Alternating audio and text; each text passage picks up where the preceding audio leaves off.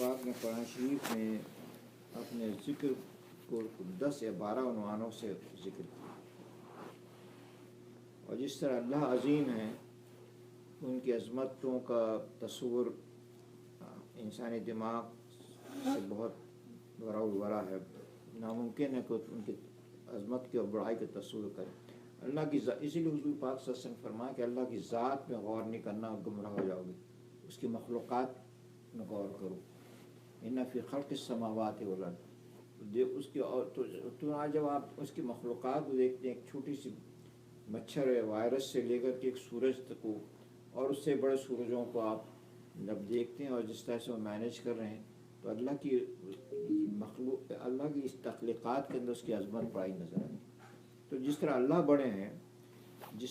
بڑے ہیں تو ہر وہ چیز جو اللہ کی ذات کے ساتھ ایسوسیٹ ہے وہ بھی بڑی ہے۔ اللہ کا گھر بھی بڑا ہے، بے شک اللہ کے گھر میں ایک بھی کھڑکی نہیں، فقط ایک دروازہ ہے اور چھوٹا سے کچھ کالے پتھروں سے بنا ہوا ہے، لیکن وہ سارے دنیاؤں کے پیلسز سے، سارے دنیاؤں کے محلوں سے، بے شک سونے اور چاندی اور سنگ مرچہ برنائی کا محل ہی کیوں نہ ہو، اس سے بھی عظیم ہے، اس لیے کہ وہ گھر جو ہے بنیاد ہے اس کائنات کی۔ جس دن وہ گھر کو ڈھا دیں گے، دنیا ختم کر دی جائے گی۔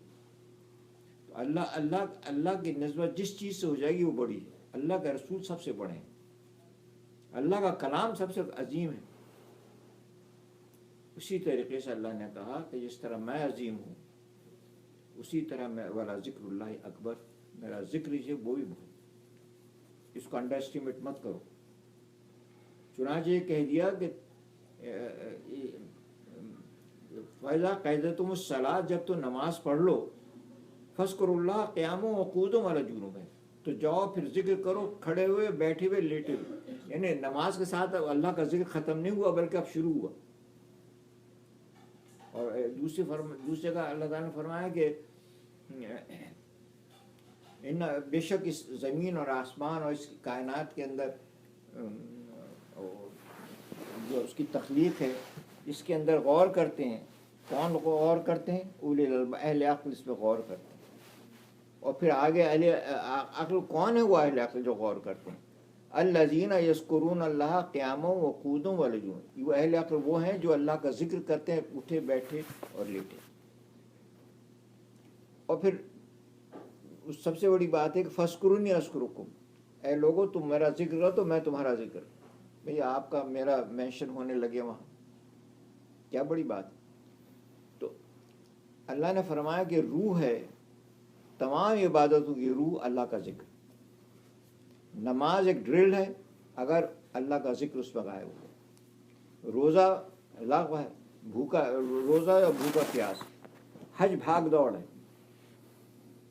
اگر اس میں اللہ کا ذکر ہو۔ جہاد کا کوئی حاصل نہیں اگر اس میں اللہ کا ذکر۔ اس میں بھی کہا کہ چنانچہ میں تو بڑا حیران تھا، اچھا اب اللہ کا تمام اور ان تمام عبادتوں کی جو روح ہے، جو وہ اللہ کا ذکر ہے۔ اب سوال اس بات کا ہے کہ اللہ کا ذکر کی کیا روح ہے؟ جس طرح سے ذکر جو ہے ان تمام عبادتوں کی روح ہے، اللہ کے ذکر کی روح اپنے قلب کو اللہ کے ساتھ۔ لیکن میں یہ نہیں کہ زبان سے آپ سبحان اللہ الحمدللہ کہہ رہے ہیں، لیکن آپ کا قلب جو ہے وہ دکانوں میں لگا ہوا ہے، مکانوں میں لگا ہوا ہے نا۔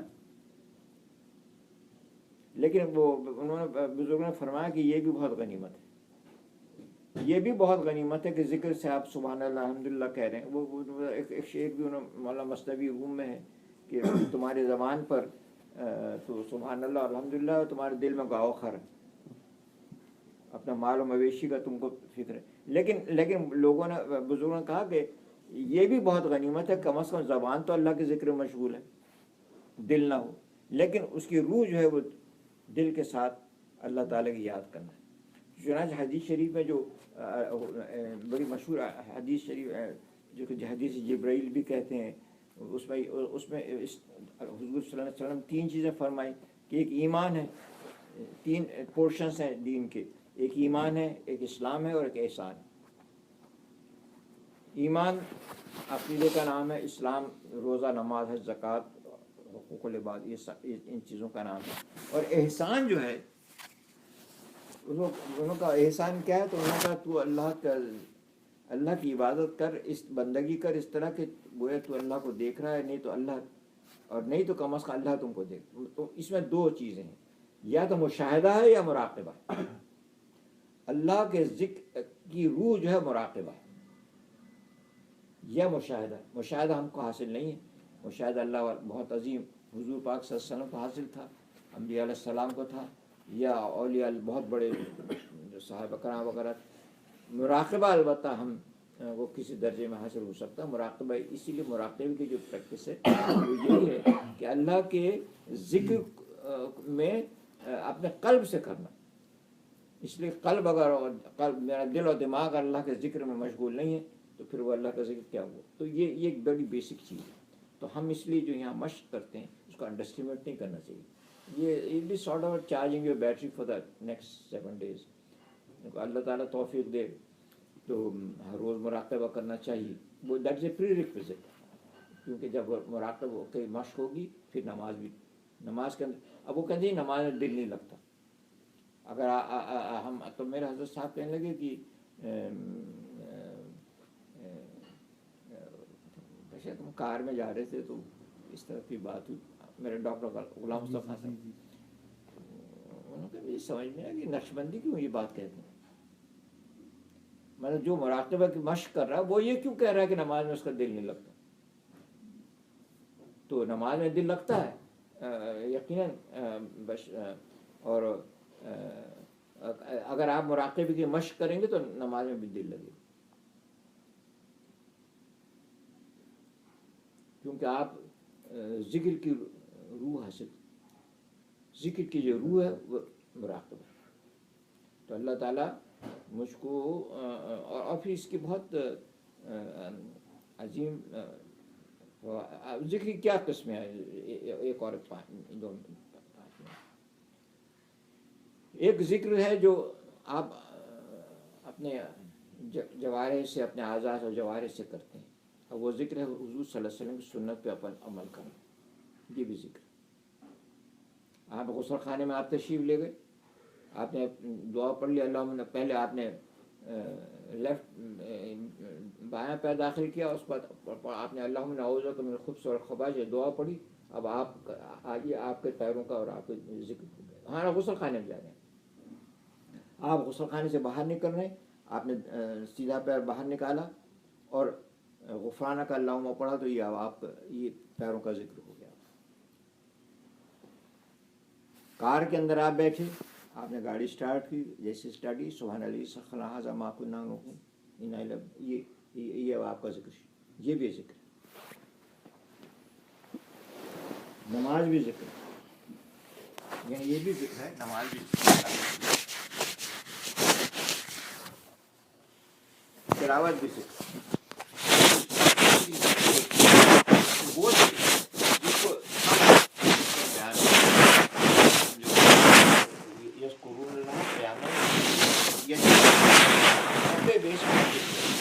اے پیغمبر تصدیق پروردگار کے نام کی جو اللہ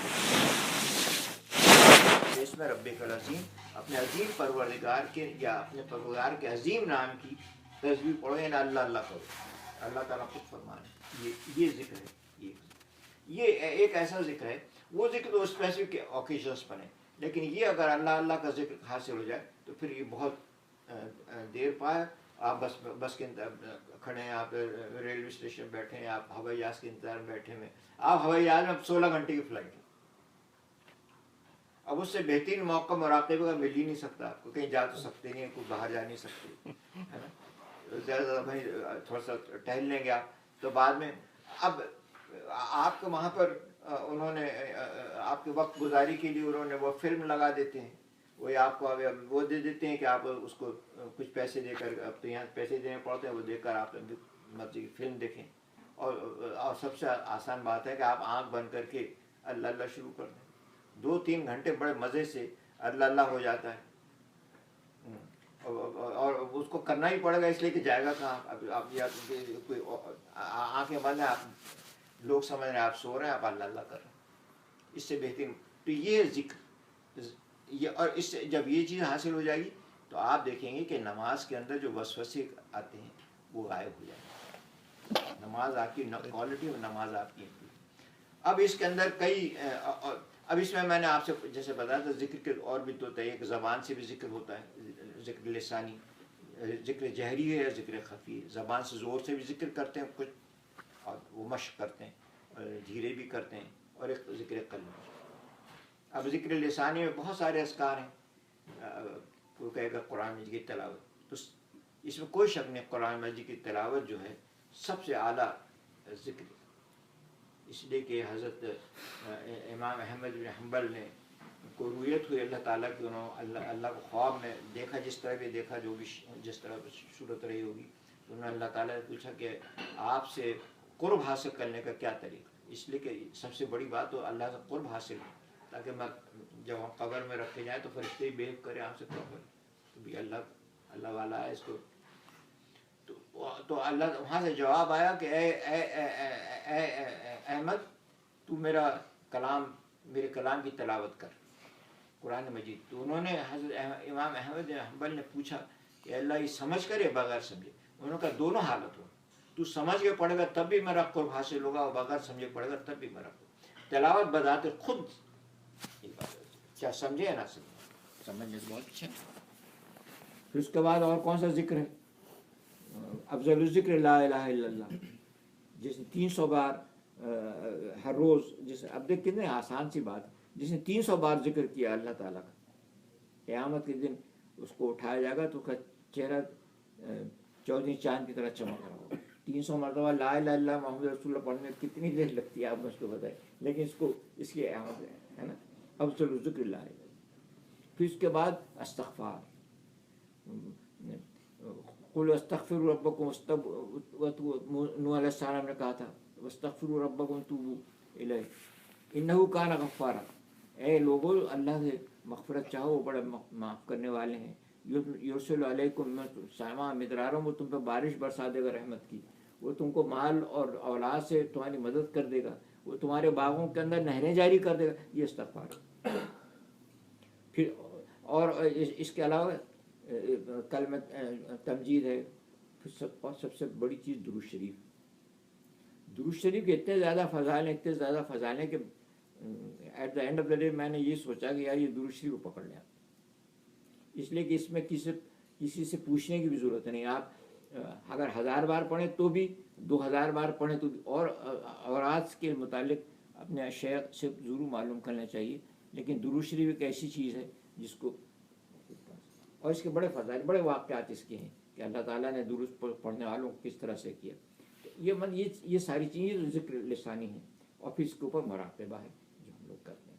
تو اور اس مجلس کے اندر آنے کی میں نے فضائل پہلے آپ کو بیان کر دی ہیں، اللہ تعالیٰ ہم کو اس مجلس کی اہمیت کا اندازہ کرنے کی کوشش کی توفیق عطا فرمائے کہ اس کو انڈر اسٹیمیٹ نہیں کرنا چاہیے، اور ہو سکتا ہے کہ جب اس دنیا سے جانے کا وقت آئے اور ہم سوچیں گے کیا ہم نے کیا، تو ہم اس سب سوچیں گے نہیں یار وہ ہم جمعے کے دن ضرور جاتے تھے اللہ کے ذکر میں، یعنی اس وقت یاد آئے گا، اور بہت چیزیں نہیں یاد آئیں گی کہ آپ ہالی ووڈ گئے تھے، فلاں جگہ گئے تھے، فلاں جگہ گئے تھے، مرتے وقت آپ کہیں گے یار وہاں جاتے تھے، یا تبلیغ جماعت میں گشت لگا لیا کرتے تھے، وہ چیزیں یہ چیزیں یاد آئیں گی، یا اللہ کے ذکر کی مجلس میں ہم جاتے تھے۔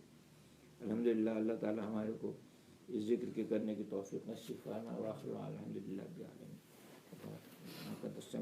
تو بولیں ابھی یہ کون بند کر دیں اس کو؟ فواد بھائی تو بند ہو گیا تھا شاید بیچ میں۔ کاشف صاحب اس کو میں بند کر رہا ہوں۔ وعلیکم السلام۔